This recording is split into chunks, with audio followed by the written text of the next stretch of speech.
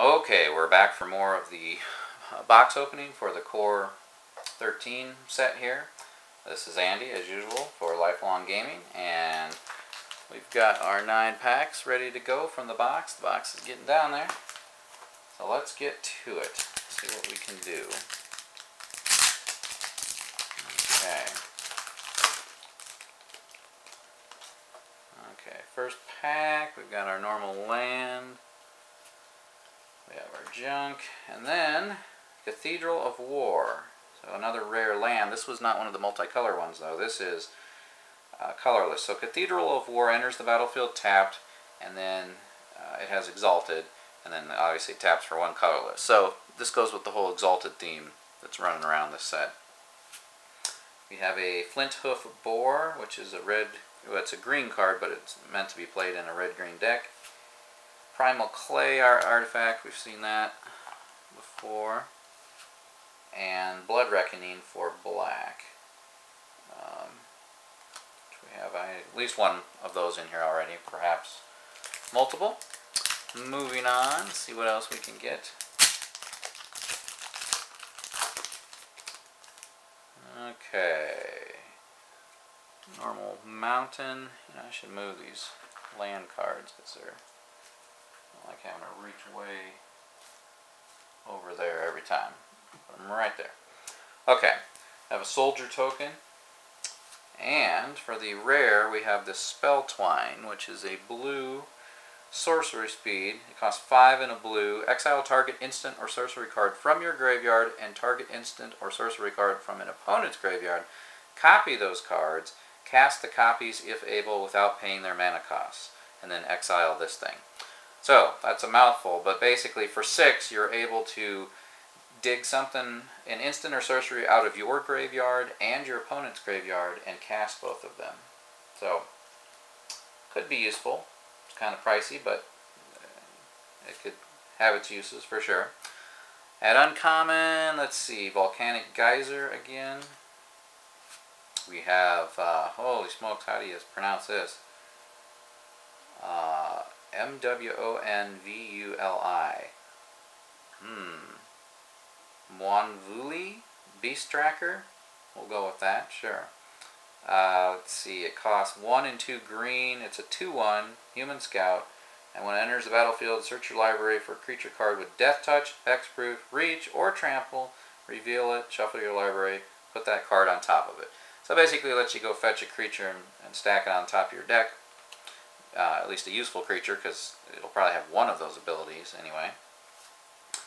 Mark of Mutiny at uncommon. We've seen that one before. And the rest are commons. So let's keep going.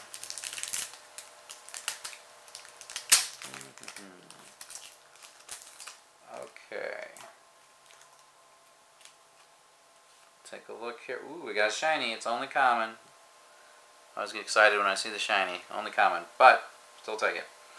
Let's see. Hydro Surge is a blue. Costs 1 blue. It's an instant. Target creature gets -5/-0 to end of turn, so we can at least shut down and attack, I suppose. Normal land. Our junk card. And our rare Stormtide Leviathan. Yeah, this thing is a little crazy. Very expensive, but holy smokes. I like the artwork. It's like this gigantic sea creature thing. It's like way bigger than the ships and everything that's around it. But anyway, costs 5 and 3 blue, so 8 total. It's an 8/8 with Island Walk. You know, and a lot of times you get these creatures that have Island Walk, and you're like, well, whoop-de-doo, how often is my opponent going to have islands? But the next ability, all lands are islands in addition to their other types. So in other words, you instantly will get your Island Walk to work because all your opponent's lands are islands in addition to whatever they normally are. And also, creatures without flying or Island Walk can't attack. So it's just kind of a real beating here. You're shutting down a lot of your opponent's creatures, and you're making this thing unblockable essentially, and it's an 8/8. It's expensive, but holy smokes, if you get that thing rolling, the game's probably over.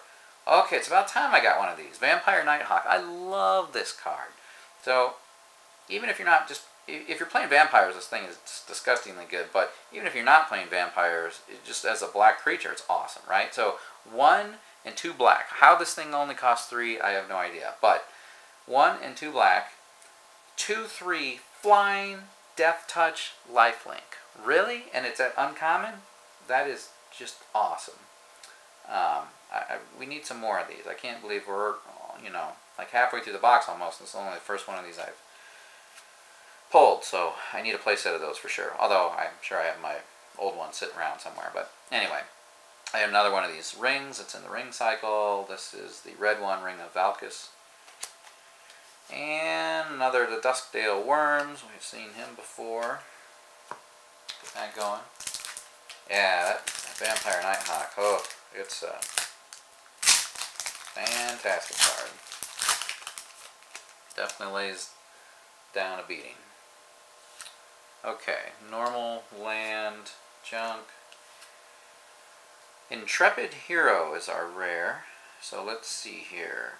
It costs 2 and a white, and it's a 1/1. It's a human soldier. You tap it, and you can destroy target creature with power 4 or greater. That could be quite nice, actually. You're up against some big fatties, you just drop this guy out there and just tap and destroy at will. Quite good. Uncommon, we have Rise from the Grave. We have a Crusader of Odric. Looks okay. And an Acidic Slime, another good staple, as I've mentioned before. Hell, I think we're going to end up with a playset of those just from this box, which is fine by me. It's a solid card. Okay.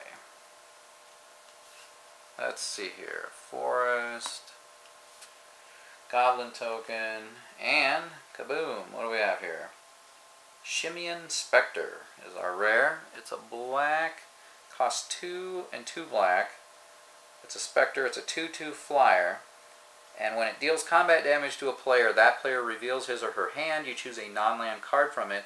Search that player's graveyard, hand, and library for all cards with the same name as that card and exile them. And then, of course, they shuffle. So that could be interesting. Not only are you taking a card away from them out of their hand, but if it's something that you know they have a playset of or something especially dangerous, you're actually getting all the copies of it away from them. So, and it only costs 4.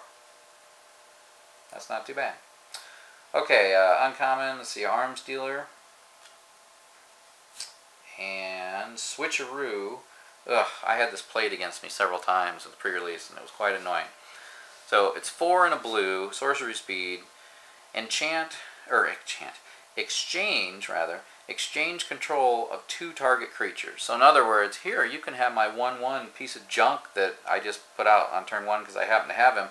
Oh, and I'll take your, you know, 8/8 crazy dude or whatever, right? So, yeah, that I got really hurt by this in the tournament that I played. Okay, Knight of Infamy. There's the Black Knight again that I really like. I think I probably said enough about him. I think that brings us to 3 of him, which that's cool. Get up to that play set so that I don't have to worry about it anymore. And land and junk. And let's see what we get here. Huh, okay. Hamlet-back Goliath. Am I saying that right? Yeah, Hamlet-back Goliath. It costs 6 and a red. It's a 6/6. He's a giant warrior. Whenever another creature enters the battlefield, you may put X +1/+1 counters on this creature, where X is that creature's power. Holy smoke. So if you get this guy out, and then it can drop some more creatures, he's going to grow like crazy. That's it's quite good. If you could give him trample or make him unblockable or something, he would really be rocking it up. Kite Sail, old school thing there. Okay, here we go. Rancor. I don't think we've actually had one of these yet. This is a great card. It's green, only costs 1 green.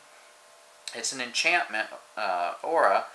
So check this out. Enchanted creature gets +2/+0 and has trample. So that would help out our Goliath guy here to give him trample. But the even cooler, so you know, you're only paying 1.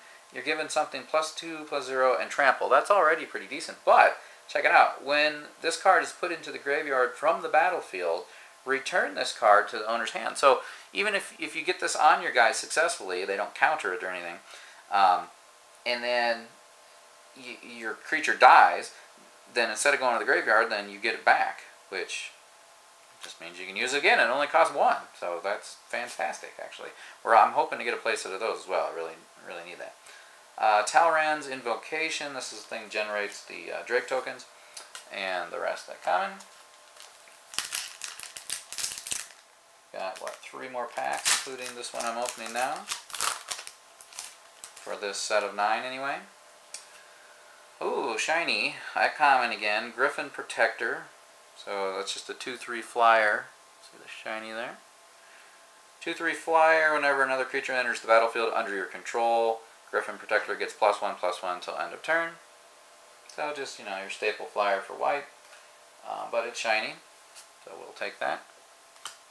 And a Drake token. Ooh, looky there. Another mythic, another planeswalker, in fact. So, a Johnny, Collar of the Pride, which is a very nice card. So we got a Garrick early on in this box, and now we have a Johnny, and we actually have Chandra. We got her, and then I got the Liliana for one of my prize packs. So is that all? No, we don't have Nicol Bolas yet, but I'm definitely filling out the planeswalkers. That's good. Elixir of Immortality. That was around last year. Cower in Fear for black. And that sleep card I was talking about. I do like this sleep card. Okay. Let's see here. We have a Normal Mountain, Junk. Man, you know, that's kind of pet peeve. It seems that the ratio of these junk cards that are just like ads, you know, like you just throw these away. Who wants this, right? It seems you get a lot more of these than you normally get the tokens, whereas the tokens are actually useful. So, and plus, when you get the tokens, they have the ads on the back anyway, so why can't they just all be tokens? You still, you know, Wizards of the Coast, they'd still get their ad in, okay, fine, but at least then I can use the card for something, other than, you know, throwing it in the garbage. Okay, so Sphinx of Uthun. I remember this guy from the last time he was around. Kind of pricey, 5 and 2 blues, a 5/6 flyer, and when he enters the battlefield, you reveal the top 5 cards of your library, and then your opponent separates those to the 2 piles, and then you get to keep one, and the rest go in your graveyard. Okay, good old Sarah Angel. Check out that old schoolness there. So Sarah Angel, 3 and 2 white, 4/4 flying vigilance. I still have my original Sarah Angels from when I started playing back in '93 or so. I'll have to get that binder out at some point and show some cards up. But yeah, I remember Sarah Angel from back then. It was a huge deal. You got this out there, and you were whooping up. Okay, another one of the rings. This is the green one, so it has Trample. Crimson Muckwader. We've seen that thing a ton of times. And that's it.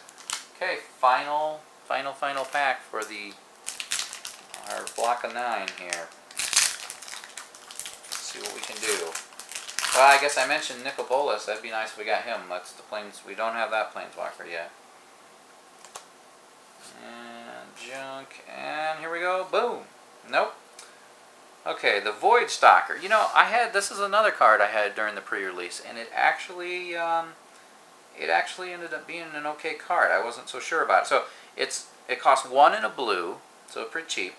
It's only a 2/1 elemental creature, which you're like, okay, well, whatever. But listen to its activated ability. You pay 2 and a blue, so you do have to pay 3 total, and of course tap this creature.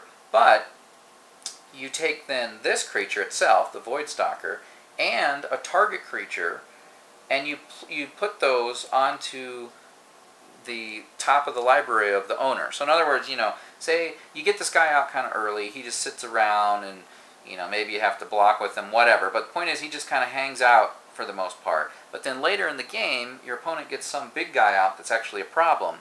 Well, maybe you can't kill that guy, but by using this ability, you force him to put that creature back on top of his library, and so do you, and then you have to shuffle. So you're basically, you know, you're getting rid of that, whatever that threat is, and then yeah, it's still in his deck, but it's reshuffled into the deck.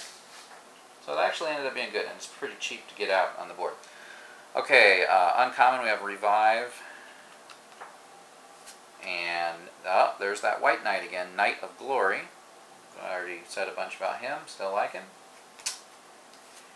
And Healer of the Pride, one of those crazy cat characters. And, oh, yep, that's it. So that's the end of this 9. Thanks for watching again. This is Andy, and I'll see you in the next one.